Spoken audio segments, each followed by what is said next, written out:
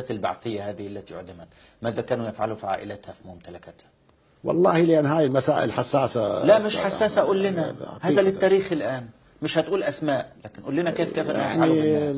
ضابط كبير برتبة لواء وفي جبهة الحرب مع إيران في قاطع البصرة يشك في ولاءه، فتروح مجموعة من 7 أو 6 ما أتذكر العدد طبعا من إياهم، وتروح على بيته وتغتصب زوجته وتصور هذه العملية، ويستدعى إلى بغداد ويشوف العملية أمام عينه فينهار.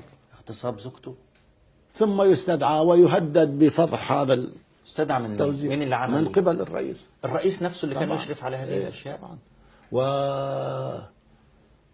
وخير بين أن يفضح على نطاق واسع أو أن يكون عميل يجيب لهم إخبار على زملائه يعني. طبعا إيه.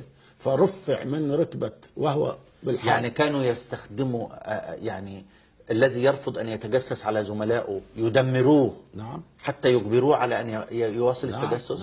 نعم.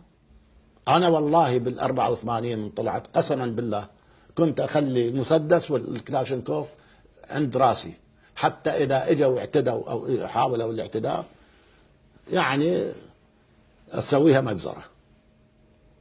طب انت قلت لي كانوا بيصدروا بيوت الناس، بيصدروا اراضيهم، بيصدروا طبعا.